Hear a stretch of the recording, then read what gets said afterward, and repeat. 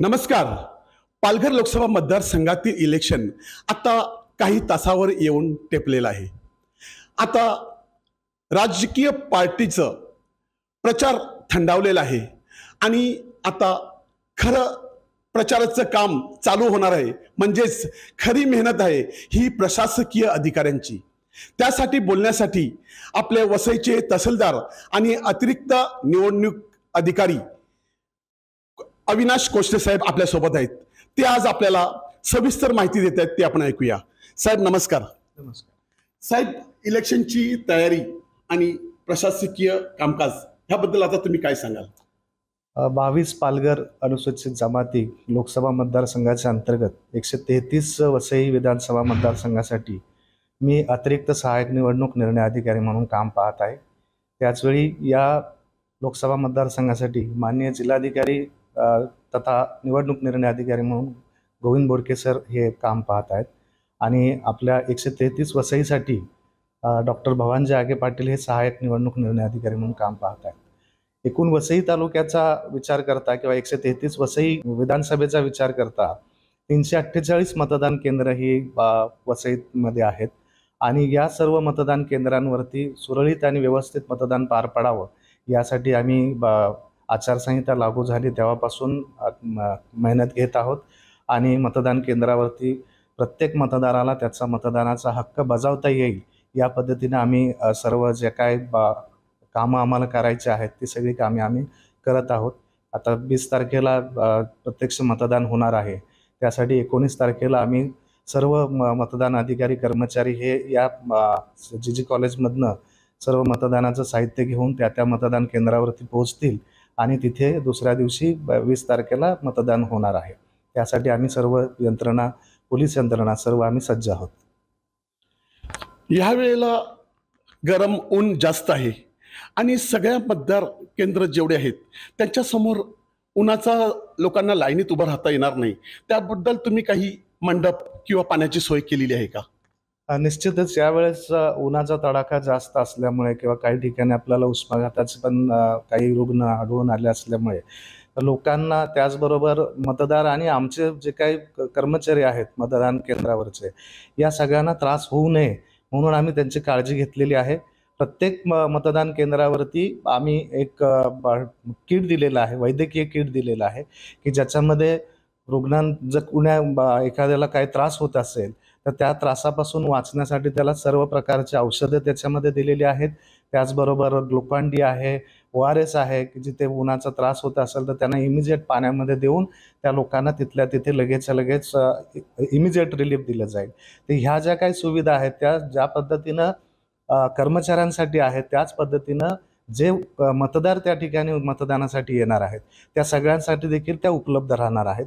त्याचबरोबर queueless voting जे आहे अशा पद्धतीचं आम्ही नियोजन केलेलं आहे की प्रत्येक मतदान केंद्राच्या बाहेर मंडप टाकून लोकांना सावलीमध्ये रांगा लागतील अशा पद्धतीनं त्याची रचना केलेली आहे किंवा स्वयंसेवकांच्या मार्फत जिथे मतदान सहायता केंद्र आहे असं एक मतदान सहायता केंद्र उभं करून त्याच्यामध्ये खुर्च्या देणार आहोत की ज्याच्यावर मतदार बसतील आणि त्यांना आम्ही चिठ्ठी, टोकन सिस्टीम देऊन एक मतदार त्या आतमध्ये जाऊन आपला मतदानाचा हक्क बजावण्याचं काम करू शकेल. अशा पद्धतीने सावली, त्याचबरोबर त्यांना पाण्याचं थंड पाणी देखील पिण्यासाठी आम्ही उपलब्ध करून देणार आहोत. जे दिवसभर आम्ही जे काय आमच्या यंत्रणा आहेत त्या यंत्रणेला त्याबाबत सूचना दिलेल्या आहेत की म्हणजे थंड पाण्याचे जार आहेत दिवसभरातनं तुम्ही ज्यावेळी रिकामे होतील त्यावेळी ते भरून लोकांना आपल्याला ह्या सोयी सुविधा ज्या आहेत त्या द्यायच्या आहेत. मतदानाचा टक्का वाढण्यासाठी तुम्ही अजून काही उपाययोजना केलेल्या आहेत का? मतदानाचा टक्का वाढावा म्हणून आपण गेली वर्षभर स्वीपच्या ॲक्टिव्हिटीज राबवत आहोत. आत्ताही या निवडणुकीच्या काळांमध्ये जवळजवळ 100च्या वरती आपण स्वीपच्या ॲक्टिव्हिटीज केलेल्या आहेत. यामध्ये सर्वच घटकातील लोकांना, सर्व शाळा, महाविद्यालय यांनी रॅली काढलेली आहेत. सर्वच शासकीय कार्यालयांनी देखील आपापल्या परीनं रॅलीज काढून, महानगरपालिका असेल किंवा महानगरपालिकेचा वैद्यकीय विभाग असेल, या सगळ्यांनी बाईक रॅली, सायकल रॅली किंवा वेगवेगळ्या पद्धतीनं लोकांना मतदानासाठी जनजागृती करण्याचं काम केलेलं आहे आणि लोकांनी जास्तीत जास्त मतदानाला बाहेर यावं असं प्रत्येक ठिकाणी आम्ही त्यांना आवाहन केलेलं आहे.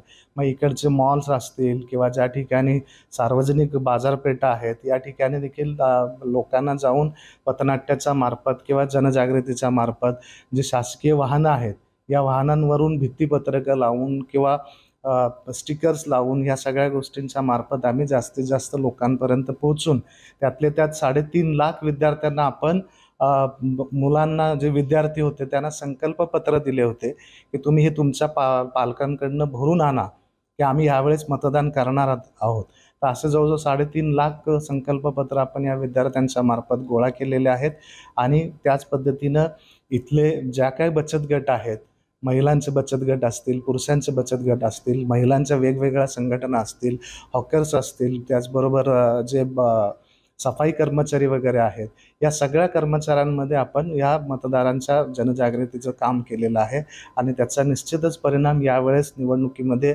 आपल्याला दिसून येईल की मतदानाची टक्केवारी ही वाढलेली आहे. युवा मतदारांची नोंदणी आम्ही जास्तीत जास्त सर्व महाविद्यालयांमध्ये जाऊन केलेली आहेत. तर अशा नवमतदारांचा देखील टक्का आपल्या इथं वाढलेला आहे. त्यांना देखील मोठ्या प्रमाणामध्ये या निवडणुकीमध्ये स्वतःचं मतदान आता करता येणार आहे. फर्स्ट टाइम वोटर्स आणि अपंग वोटर्स जे राहिलेले आहेत त्यांच्यासाठी तुम्ही काही उपक्रम राबवलेला आहे का? फर्स्ट टाइम वोटर्स जे आहेत यांना आपण यापूर्वीच इपिक कार्ड जे आलेले आहेत ते इपिक कार्ड देऊन आम्ही त्यांचं स्वागत पण केलेलं आहे. प्रत्येक महाविद्यालयामध्ये जे फर्स्ट टाइम वोटर्स होतं त्यांचं फॅसिलिटेशन पण आम्ही केलेलं आहे. आत्ता आपण जो विचारला की दिव्यांग आणि त्याचबरोबर जे 85+ जे मतदार होते अशा मतदारांना आपण यापूर्वीच 12ड फॉर्म दिलेले होते आणि त्यांच्याकडनं त्यांचे फॉर्म भरून घेऊन जवळजवळ आपल्याला असे 237 फॉर्म्स आले होते की ज्या 237 फॉर्ममधनं आपण 15 टीम तयार करून 13, 14 आणि 15 या 3 दिवसामध्ये या प्रत्येक मतदाराच्या घरी जाऊन आम्ही त्यांचा मतदानाचा हक्क त्यांना बजावता यावा म्हणून प्रयत्न केले. याच्यापैकी 225 लोकांनी आपलं टपाली मतदान हक्क त्यांच्या घरी बजावलेला आहे. लोकांचा चांगला उत्स्फूर्त प्रतिसाद त्यावेळेस होता. लोकांनी अगदी निवडणूक आयोगाचे त्या आभार देखील मानलेले आहेत की आम्हाला प्रत्यक्ष मतदान केंद्रावरती जाता येत नाही म्हणून आम्ही मतदान करू शकत नव्हतो, परंतु निवडणूक आयोगाने यांना घरी येऊन जे मतदानाचं त्यांचं काम केलेलं आहे ते निश्चितच चांगलं आहे आणि पुढच्या विधानसभेच्या काळात याच्यामध्ये निश्चितपणाने वाढ होण्याची शक्यता देखील आहे. त्याचबरोबर जे इतर विभागामधले काही कर्मचारी होते की ज्यांचं आपल्या पालघरच्या व्यतिरिक्त इतर जे 11 मतदारसंघ आहेत की त्या 20 तारखेलाच मतदान आहे अशा ठिकाणच्या देखील मतदारांना आपण टपाली मतपत्रिका पाठवून दिल्या होत्या. त्यांच्या मतपत्रिका आल्या. त्यांनी 11 आणि 12 तारखेला ज्यावेळेस आपल्याकडे 2 दिवस या सर्व कर्मचाऱ्यांचं ट्रेनिंग होतं त्यावेळेस अशा कर्मचाऱ्यांनी आपला मतदानाचा हक्क इथं टपालाद्वारे बजावलेला आहे. या उपर जे कर्मचारी प्रत्यक्ष निवडणुकीसाठी कामकाज करणार आहेत अशा जवळजवळ 255 कर्मचाऱ्यांनी आपले EDC प्रमाणपत्र दिलेलं आहे, म्हणजे इलेक्शन ड्युटी सर्टिफिकेट त्यांना मिळणार आहे. त्यांची ड्युटी ज्या ठिकाणी असेल त्या ठिकाणी त्यांना त्या EVM वरती मतदान करता येणार आहे. त्यांना देखील ह्या मतदानाचा हक्क जो आहे तो निश्चितपणाने मिळणार आहे. त्याच्यामुळं प्रत्येकानं आपला निवडणुकीचा जो मतदानाचा हक्क आहे तो बजावला पाहिजे, अगदी खंबीरपणे बजावला पाहिजे, हे याचं एक द्योतक आहे. आता तुम्ही शेवटी आपल्या वसई तालुक्यातील जे मतदार आहेत त्यांना तुम्ही काय आव्हान कराल?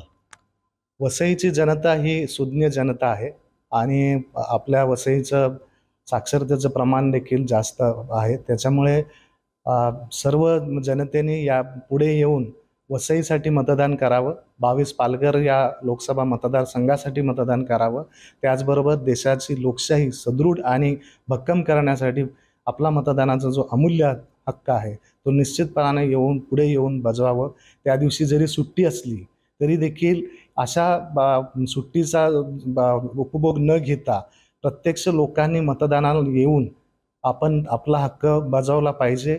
एक सुदृढ एक बळकट लोकशाही आपण दिली पाहिजे.